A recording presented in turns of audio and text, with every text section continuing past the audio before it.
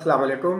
मैं डॉक्टर आमिर अली हूँ। बेसिकली मैं फार्मासिस्ट हूँ। मैं लास्ट वीडियो में अपनी में जो मैंने बताया था वो बच्चों की एंटीबायोटिक्स के बारे में बताया था।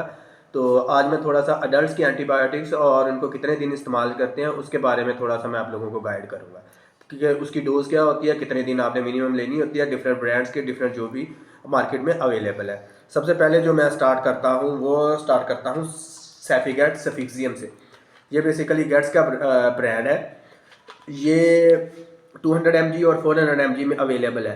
तो ये 5 की पैकिंग में आता है और इसकी जो डोज़ है, रिकमेंडेड डोज़ है, वो ओडी डोज़ है, यानी कि दिन में एक ही बार आप इस्तेमाल कर सकते हो। मिनिमम ये 5 दिन तक इस्तेमाल करना है और मैक्सिमम 14 दिन तक इस्तेमाल करना है according to severity of your infection. इसमें सफिक्सियम में जितने भी आप हमेशा ना ये फार्मूला को देखा करो कि आपका डॉक्टर कौन सा फार्मूला यानी कि जेनेरिक कौन सा दे रहा है।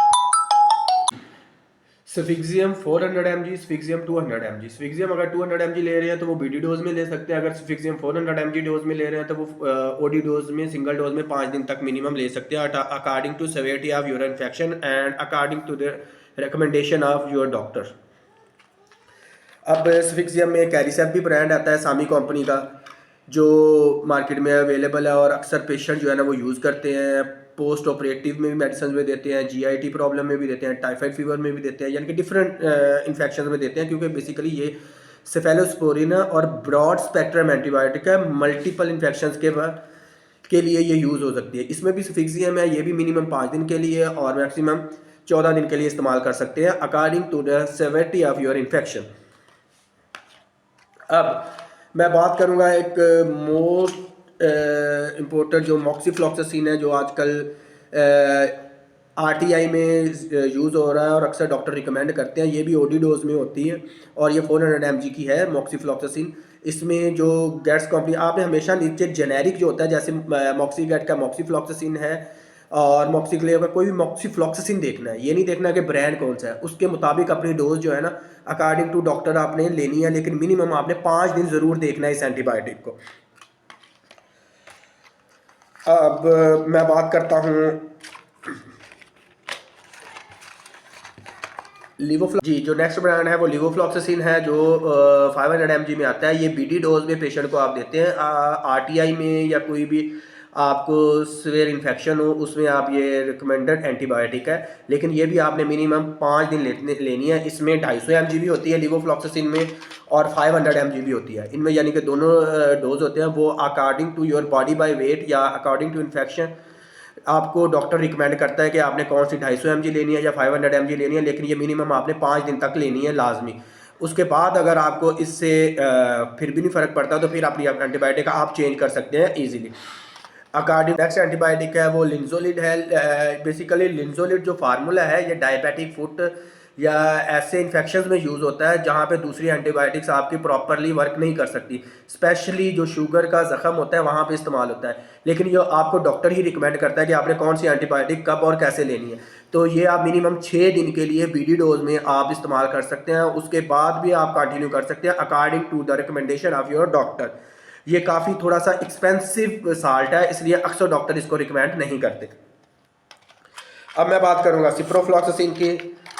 सिप्रोफ्लॉक्सासिन जो 500 mg, 250 mg, ये भी जो है 250 mg, ये आप 5 दिन के लिए मिनिमम इस्तेमाल कर सकते हैं according to the recommendation of your doctor.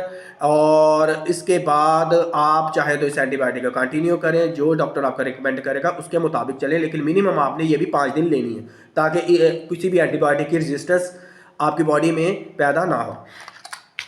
ये इसमें सिप्रोफ्लॉक्सासिन 250 mg भी आती है और 250 mg भी आती है, जो मार्केट में इजीली अवेलेबल है। वो according to your body by weight doctor recommend करता है। आपने एंटीबायोटिक 250 mg सिप्रोफ्लॉक्सासिन है और ये 500 mg सिप्रोफ्लॉक्सासिन है, जो कि 5 दिन इस्तेमाल करते हैं according to the recommendation of your doctor. अब मैं बात करूँगा कुछ एजिथ्रोमाइसिन एंटीबायोटिक्स में। और एजिथ्रोमाइसिन एंटीबायोटिक्स इसमें एजोमैक्स वगैरह और ये सारे इस्तेमाल होते हैं। एजोमैक्स 250 mg, एजोमैक्स 500 mg, और भी एजिथ्रोमाइसिन में काफ़ी ज़्यादा ब्रांड्स है। ये भी आपने मिनिमम 3 दिन और मैक्सिमम आपने 5 से 7 दिन according to the recommendation and infection of the your body, जिस तरह का इन्फेक्शन है उसके मुताबिक आपको डॉक्टर रिकमेंड करेगा ये वाली मेडिसिन। इसमें 250 mg भी आती है और 500 mg भी आती है, लेकिन ये भी आपने 3 दिन से लेके 5 दिन, मिनिमम 3 डेज लाजमी इस्तेमाल करनी है।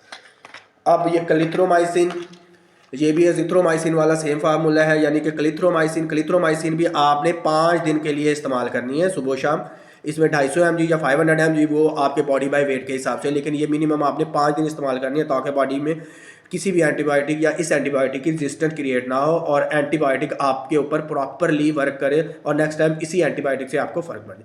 ये था मेरे पास अडल्ट के एंटीबायोटिक। बाकी इसका कुछ और भी एंटीबायोटिक्स हैं, वो मैं आहिस्ता आहिस्ता आपको नेक्स्ट अपनी वीडियो में बताता रहूँगा। काइंडली आप मेरी वीडियो लाइक कर दें और मेरा चैनल सब्सक्राइब कर दें। जज़ाकल्लाह, बहुत शुक्रिया।